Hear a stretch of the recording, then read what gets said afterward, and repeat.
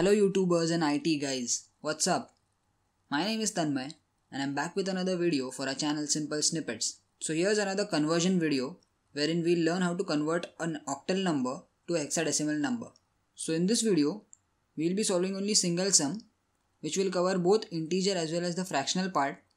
And as you can see on the screen, we have a number 56.35 in octal which needs to be converted to an hexadecimal number. Now the conversion process is quite different from other conversions. It is a two-step process. So let's get on with solving the sum.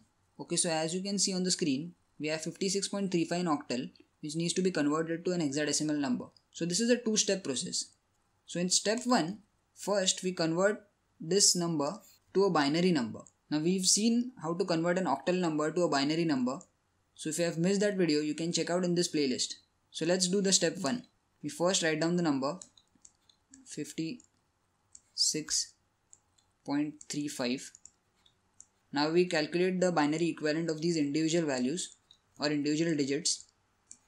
So 5 is represented as 101, 3 is represented as 011, 6 is represented as 110, and 5 again is represented as 101.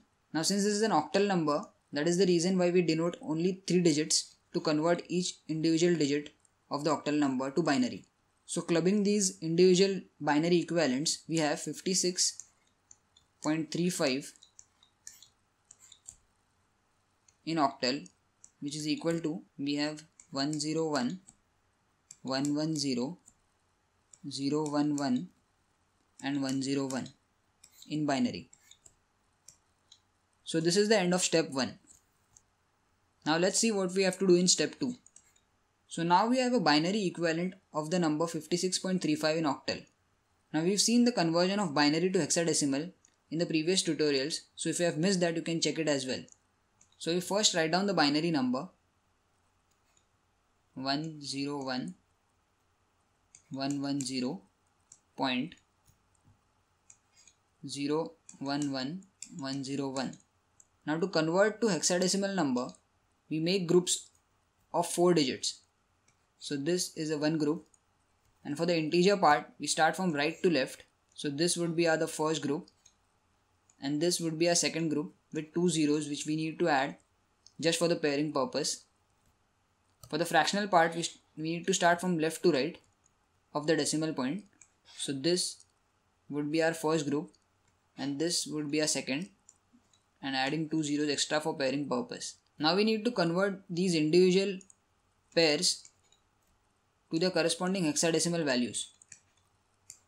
So 0010 is equal to 2, 1110 is equal to 14, 0111 is equal to 7, and 0100 is equal to 4 with a decimal point in between. So now that we've converted it to individual hexadecimal values, we just need to club it to get the final answer. That is 56.35 in octal is equal to 2E74. Now the reason why I wrote E is because 14 in hexadecimal is represented as E. So don't forget that. So this is a hexadecimal value. So in this video, we did a two-step process to convert an octal number to hexadecimal number. We first converted the octal number to a binary number, and then we converted that binary number to hexadecimal number. So in order to achieve this, you first need to learn how to convert an octal number to binary and also how to convert a binary number to hexadecimal. So we have both these tutorials in this playlist, so make sure you check that as well. Now if you like this video, give it a thumbs up and share it with your friends.